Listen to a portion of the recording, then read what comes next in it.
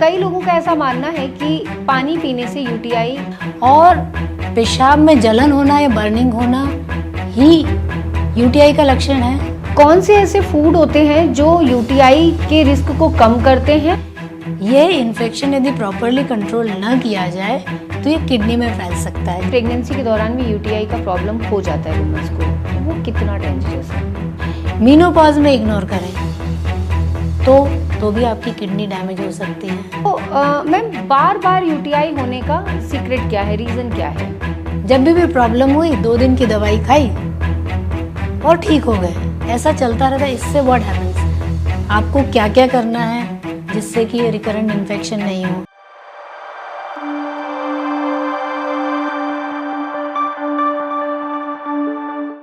मैं हूं नेहा, आपकी होस्ट, और आज हम बात करने वाले हैं एक ऐसे टॉपिक के बारे में जो बहुत ही कॉमन है बट उतना ही ज़्यादा इग्नोर्ड भी है। ये टॉपिक है यूटीआई यानी यूरिनरी ट्रैक्ट इन्फेक्शन। क्या सिर्फ बर्निंग सेंसेशन या बार बार वॉशरूम जाना ही यूटीआई है, या फिर इसके पीछे और भी कई हिडन फैक्टर्स हो सकते हैं?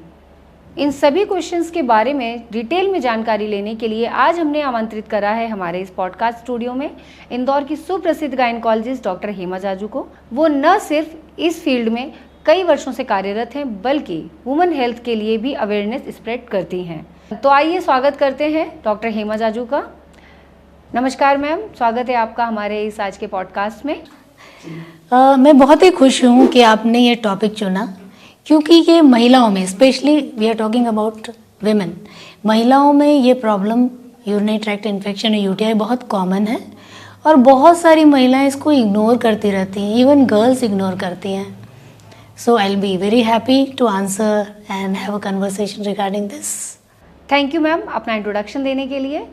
तो आज के इस पॉडकास्ट में हम बात करेंगे यूटीआई के सिम्टम्स, प्रिवेंशंस और ट्रीटमेंट के बारे में, जैसे कि क्या सिर्फ बर्निंग सेंसेशन ही यूटीआई होता है या बार बार वॉशरूम जाना ही यूटीआई होता है, सेक्स के बाद यूटीआई को कैसे प्रिवेंट करें, टीनेज गर्ल्स में यूटीआई के क्या रिस्क फैक्टर्स हो सकते हैं, प्रेगनेंसी के दौरान यूटीआई को कैसे प्रिवेंट किया जा सकता है, और क्या सच में क्रैनबेरी जूस एक मिरेकल है यूटीआई पेशेंट्स के लिए। तो आइए इन सभी चीज़ों के बारे में डिटेल में जानकारी लेते हैं आज के इस पॉडकास्ट में। So, without wasting any time, let's begin. So, ma'am, my first question is, क्या सिर्फ बर्निंग सेंसेशन ही यूटीआई है? देखिए, यूरिनरी ट्रैक्ट इन्फेक्शन का मतलब है कि आपकी जो पेशाब की थैली है, यूरिनरी ब्लैडर, उसका और जहाँ से पेशाब निकलता है यूरिथ्रा, इसके इन्फेक्शन को आप बोलते हैं यूरिनरी ट्रैक्ट इन्फेक्शन। और पेशाब में जलन होना या बर्निंग होना ही यूटीआई का लक्षण है, ऐसा नहीं है। जलन आपको कब कब हो सकती है? आप पानी कम पिए, राइट? आपको विजाइनल इन्फेक्शन हो तो जलन हो सकती है। आपने कोई सोप यूज़ कर लियो जो कि आपको एलर्जिक होती है, तो इन सब चीज़ों से आपको यूरिन में बर्निंग हो सकती है। ओके, तो मैम, बार बार यूटीआई होने का सीक्रेट क्या है, रीज़न क्या है? देखिए, सबसे इम्पोर्टेंट कारण है इनएडिक्वेट ट्रीटमेंट, या कुछ घरेलू दवाई ले ली जरा सी जिससे बर्निंग कम हो गई और आपने छोड़ दिया। और अधिकतर क्या होता है कि वो डॉक्टर को दिखाते हैं, यूरिनरी इन्फेक्शन डायग्नोज होता है, 2 दिन की दवाई में उनको आराम हो जाता है, फिर वो सोचते हैं पूरा दवाई क्यों लेना। तो मेरा यही कहना है कि जब भी आपको यूरिनरी ट्रैक्ट इन्फेक्शन डिटेक्ट हुआ है, राइट, तो आप पूरा कोर्स जो डॉक्टर ने दिया है, नॉर्मली वी गिव 3 days और 5 days एंटीबायोटिक, उसको पूरा करें, ठीक है? तो जब यदि आप पूरा करते हैं तो नहीं होगा। और दूसरा, hygiene, that is very important. अपनी पर्सनल हाइजीन मेंटेन करें। ऑलवेज आई एडवाइस कि जब भी आप नीचे वॉश करें पेरिनियल एरिया को, तो do it from front to back. क्यों? क्योंकि यदि बैक से फ्रंट में आते हैं तो पॉटी के बैक्टीरिया जो रहते हैं, क्योंकि हमारा वेजाइना फीमेल्स का और यूरिथ्रा बहुत पास में, उसमें तुरंत इन्फेक्शन हो सकता है। तो दूसरा, पर्सनल हाइजीन। तीसरा, लोग पानी बहुत कम पीते हैं, वो भी एक कारण रहता है कि बार बार आपको इन्फेक्शन हो सकता है। तो ये कॉमन कारण है रिकरेंट इन्फेक्शन के। तो बढ़ते हैं अपने अगले क्वेश्चन की ओर। सेक्स के बाद, सेक्सुअल एक्टिविटी के बाद यूटीआई कैसे प्रिवेंट करें? देखिए, कुछ महिलाएं जो रहती हैं जो यूरिनरी ट्रैक्ट इन्फेक्शन के लिए प्रोन होती हैं, ठीक है, तो उनको जब भी सेक्सुअल एक्टिविटी होती है उसके बाद ये सिम्टम्स आते हैं, तो उनको क्या करना चाहिए? एक तो यह है कि तुरंत सेक्सुअल एक्टिविटी के बाद वो लोग यूरिन पास करें। दूसरा, अपनी जो पर्सनल हाइजीन है उस एरिया को क्लीन रखें। तीसरा, पानी ज़्यादा पिएं।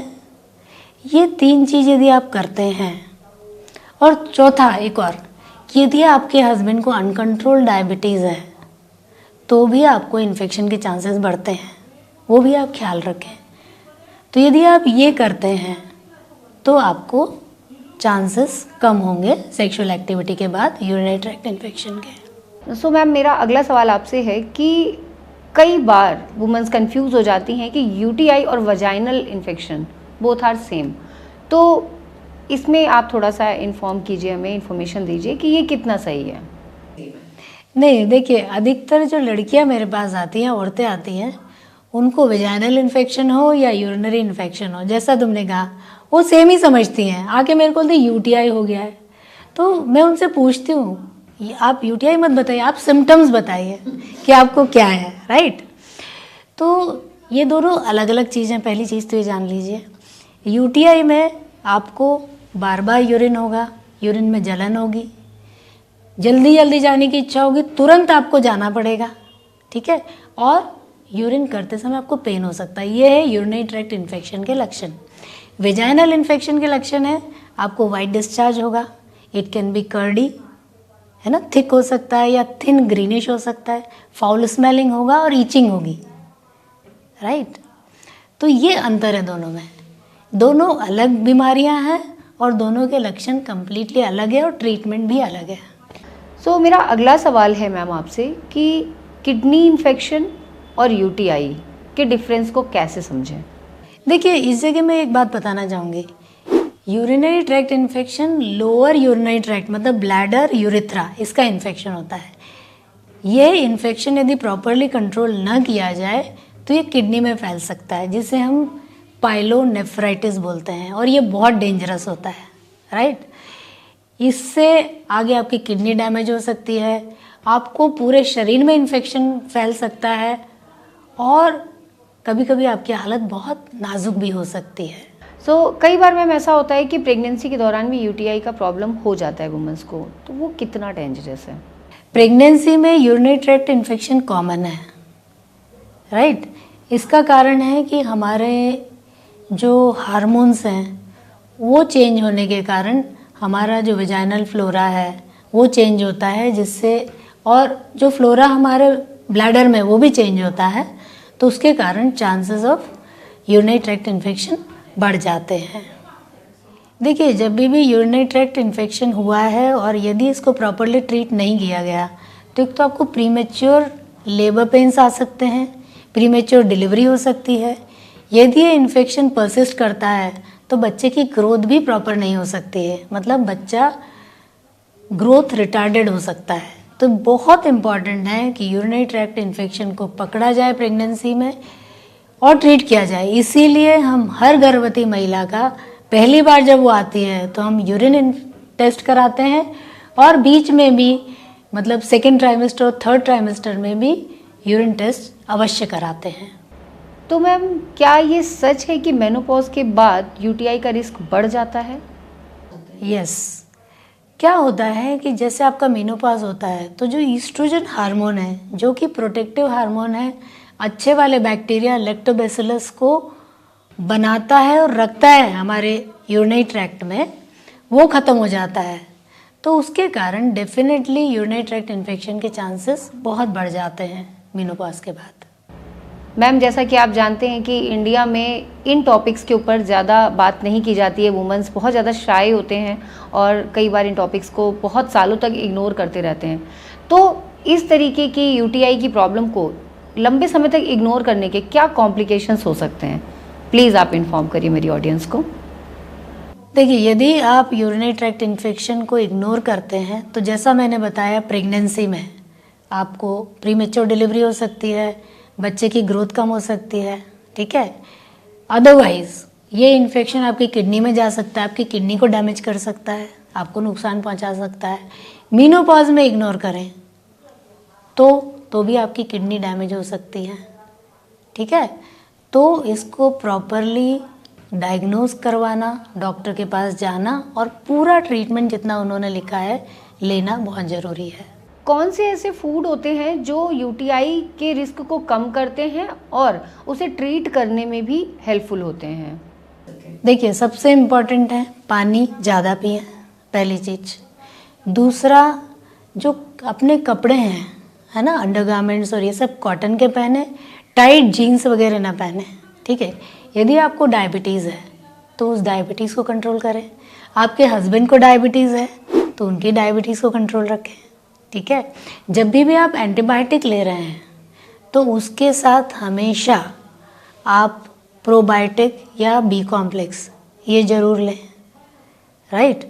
और जैसा मैंने बताया कि सेक्सुअल एक्टिविटी के बाद तुरंत यूरिन पास करें और उस एरिया को साफ करें। यदि आप ये सब करते हैं तो definitely chances of urinary tract infection आप में कम रहेंगे। जैसा कि आजकल इंस्टाग्राम पे बहुत सारे रील्स वगैरह वायरल होते हैं, क्या सच में क्रैनबेरी जूस एक यूटीआई के लिए एक मिरेकल क्योर है? Yes, cranberry as a drug, दवाई, और एज ए जूस ये हेल्प करता है, मगर ये क्योर नहीं कर सकता है। ये क्या करता है कि आपकी जो यूरिनरी ब्लैडर की वॉल है उस पे जो बैक्टीरिया जमा होते हैं और चिपक जाते हैं उनसे रोकता है। ठीक है, तो इट डज़ हेल्प, बट ये क्योर नहीं करेगा। तो एज ए साइड ट्रीटमेंट आप क्रैनबेरी जूस या क्रैनबेरी टैबलेट्स ले सकते हैं। मैम, जैसा कि कई बार ऐसा होता है कि वुमेंस जो हैं डायरेक्ट मेडिकल स्टोर से कोई भी एंटीबायोटिक या मेडिसिन यूटीआई के लिए परचेज करके और खा लेती हैं, यूज़ कर लेती हैं उसका, तो वो कितना सेफ है? देखिए, ये व्हाट हैपेंस इज, अधिकतर मेरे पास जो बच्चे आते हैं या महिलाएं आती हैं उनको मैं ट्रीटमेंट लिख के देती हूँ 5 दिन का। कुछ दिन खाते हैं, वो चिट्ठी संभाल के रखी रहती है।